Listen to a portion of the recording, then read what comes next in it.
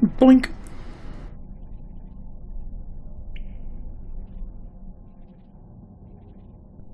Oh, that's some bullshit.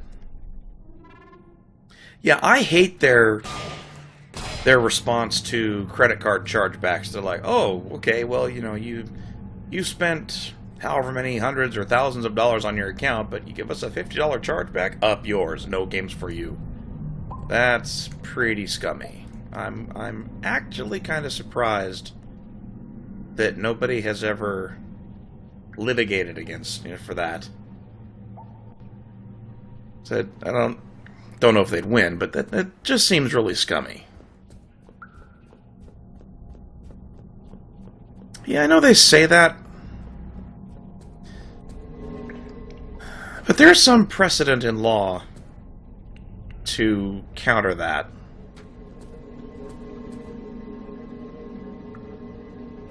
Especially because they, for one thing, the way they phrase things, you know, they don't say lease this game, they say purchase.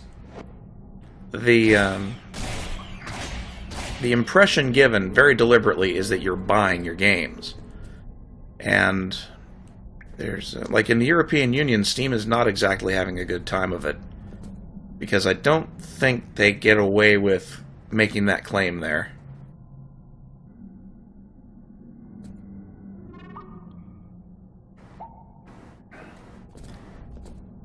Doesn't require multiple payments, but typically it does, and that's another reason that there's. God, I wish I could remember. I think there's case law about this. I don't know that Steam would actually hold up.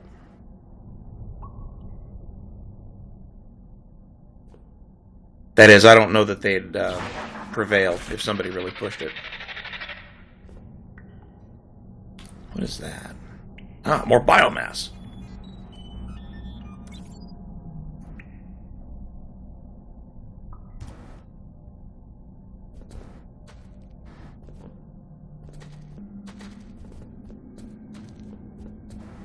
Yeah. Holy shit, look at all that blue. I think blue does good things. I'm gonna have to check. I'm going to go fetch those anyway. That is a deep drop. Of course I hurt myself.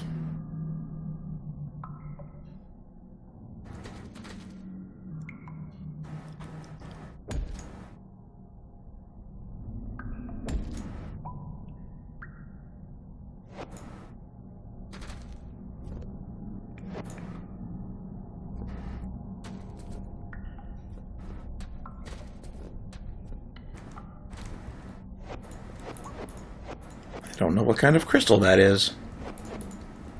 I'm hoping that's sapphire, because those do really well. Sapphire! Ding! Yep. That's one of the reasons I don't think that shit's enforceable too much. Like I said, if somebody pushed it, I don't think Steam or Valve would come out smelling like roses on that. Just a hunch, but it's to do with reasonable trade practices, something like that.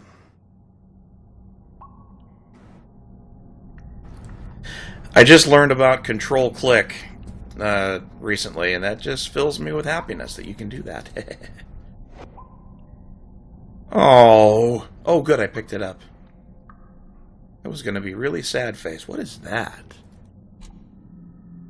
Oh, that's titanium. Neat. Hey, I found more titanium. That's a good news.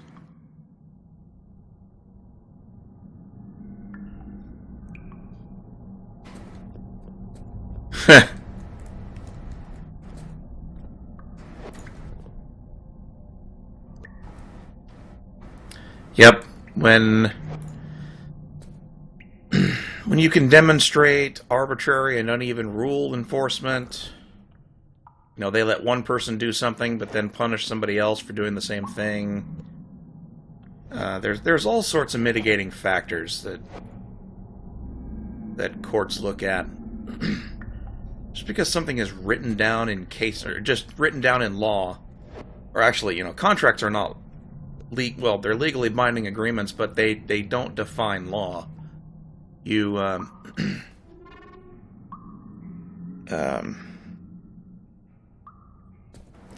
there you know, things like unconscionable or unenforceable clauses. There's a reason that license agreements always have a statement, or, you know, part of the agreement is, you know, if any part of this is ruled invalid, the rest of it retains full force. They do that because they know there's a chance that they, you know, somebody might sue or challenge them and they might lose.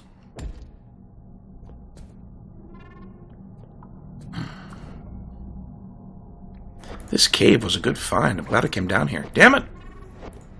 There we go. I'm glad I came here. Damn it!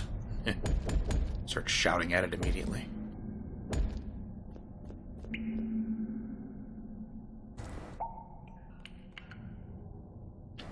I'm noticing a real trend in the last couple of years, mostly the last year in particular, that there's a lot of websites are suddenly real fans of well, websites and people, and yeah, unfortunately you can be contractually required to opt out of class action lawsuits, but that doesn't stop you suing by yourself. A lot of them will try really hard to get you to sign away your right to sue, but that is not enforceable in a lot of places, including the U.S.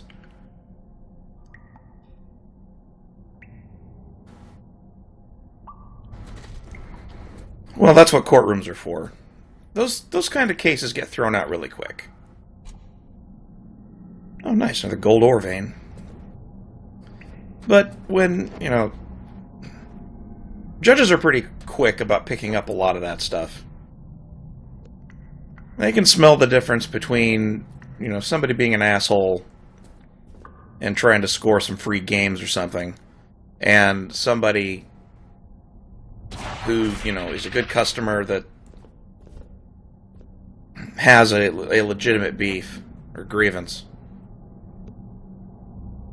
So, you know, it's not beyond the realm of possibility that, you know, someday somebody will challenge Steam on that shit and prevail. I wish I could think of the case law that I was trying to remember. There's some damn thing. But anyway, I was about to say something else too. Oh right, yeah. It really seems like lately websites and companies and services, whatever, have a real fondness for simply banning people when they start saying inconvenient things or uncomfortable things. That's always rubbed me the wrong way. Naturally, you're going to get a Reddit reference in there, but...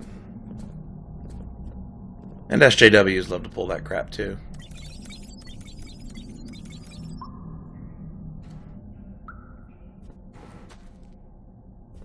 You even, but like the Steam example, you even talk about thinking about selling your account, and off you go. Those aren't enforceable either. Actually had a company sue me for that, believe it or not. I won. So don't fall for that shit.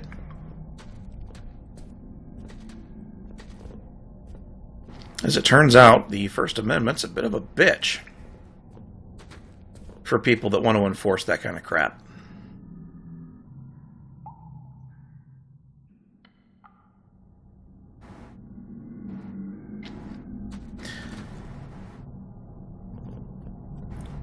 Yeah, they didn't sue me on a claim that there was anything. Well, okay, so what they sued for wasn't libel, wasn't slander. They sued for what they considered breach of contract, which is what they would do in that case.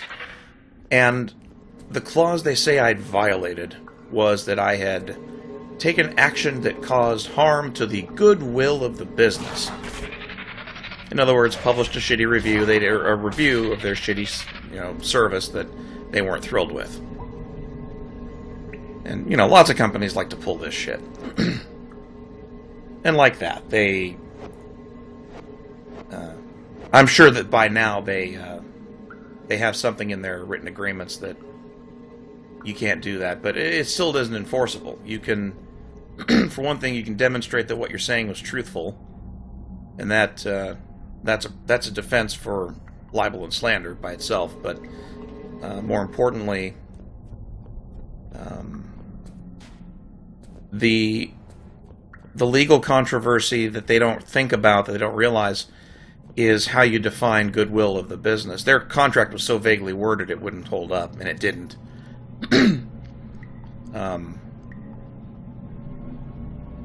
But the issue is just how many rights you can force a consumer to sign away to do business with you. If you provide a particularly unique service, and it can be argued that nobody else provides it, or that it's hard to find, or it's essential somehow, you'll find that sort of thing just ruled on regularly, you know, or just really quickly that no, you can't do that sort of shit.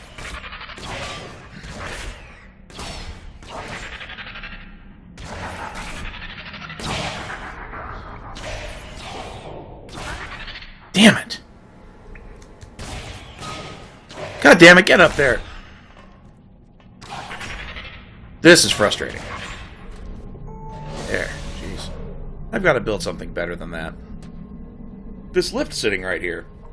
I spent about $30 defending that case. Didn't even bother with a lawyer.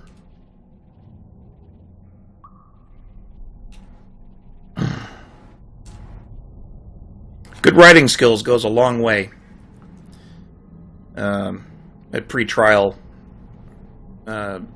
haggling and negotiation. They first they emailed me personally and threatened me. They didn't, you know, threaten they were going to sue. Then I told them to go fuck themselves. They disappeared for a few months, waited for me to move to Florida, and then they finally got around to suing.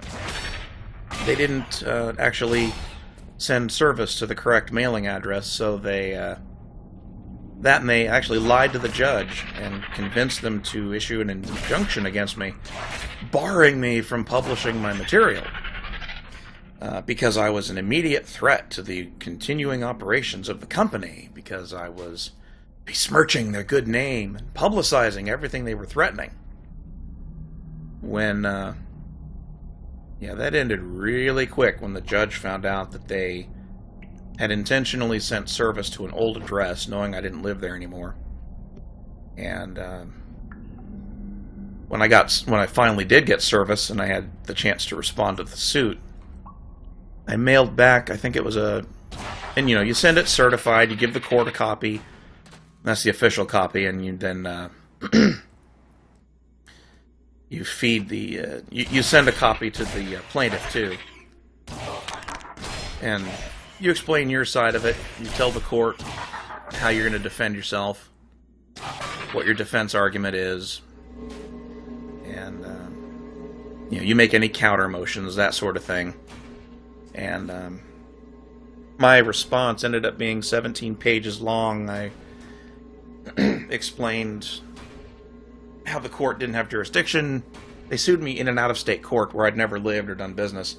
So, I mean, it was obviously the wrong venue. Claimed a First Amendment defense as well, that, you know, they were using slap litigation to try to silence a, you know, valid criticism. There were a whole bunch of things. I think I made 3 different motions to dismiss on different grounds. And I kind of figured, you know, the court's going to laugh this off, and I'm going to get fucked, and I better get a lawyer. But about 2 weeks after I sent that certified copy off to the court and the plaintiff, I got a letter in the mail from the court. And I'm like, uh-oh, here we go. This is going to be my shut up and get a lawyer letter. Instead, it was just a 1-page order saying, these claims have merit. We're going to have a pre-trial conference. We're going to have a hearing about these motions because they're, you know, need to hear arguments why they're not valid, because as presented, they are. That was kind of nice. In other words, the court said, yeah, you got a point. 3 or 4 days after I got that letter, the company that sued gave me a call, very frantically, eagerly, desperate to settle, suddenly. They promised to drop the suit with prejudice, meaning they couldn't sue again for the same reason or any reason.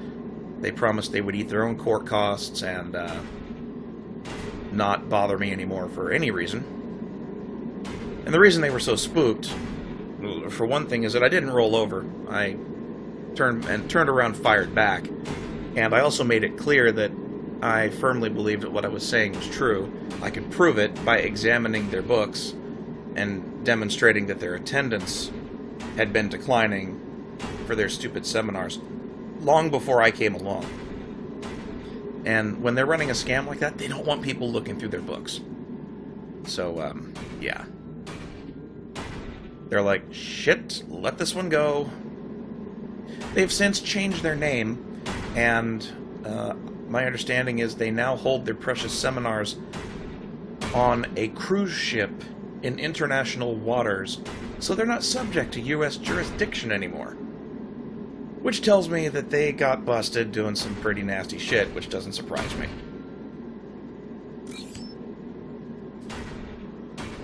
And that just fills me with delight.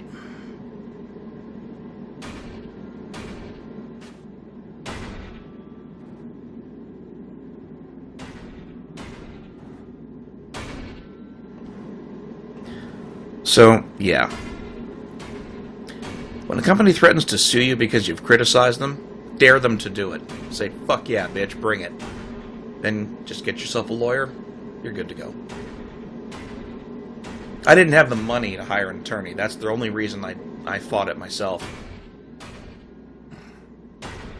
Because I was about at the point where I was ready to file for bankruptcy. And in fact, when they sued, it gave me a good excuse to pause. Because I figured, you know, if they sue me and they win, I'll just file. And they'll never get a dime out of me. And they never did anyway. They didn't win. It was very satisfying, though. Not gonna lie. So, people like that get away with their scams because they're...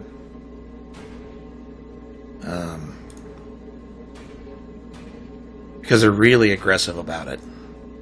They're pushy, they're ballsy, they know people roll over.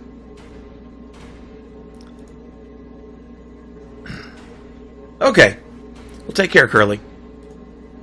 Hope you liked story time. I can make 11 of these things. That's better. Cool. Alright, now I can power everything. Holy shit, I'm actually draining the engine.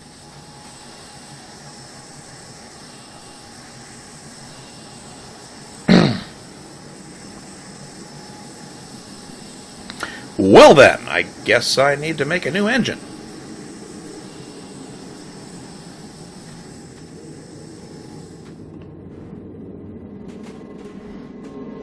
Okay. Need some pellets. Shit, I didn't expect that to happen that quick.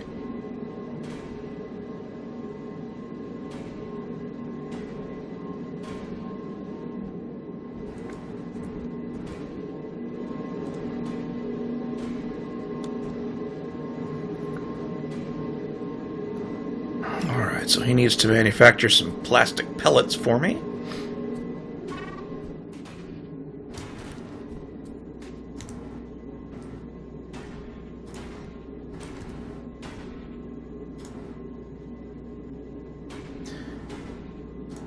Oh, no he doesn't.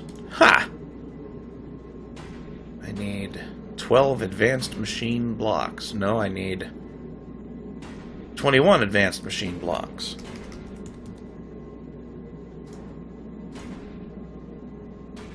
Steel bars and... okay, fine. God.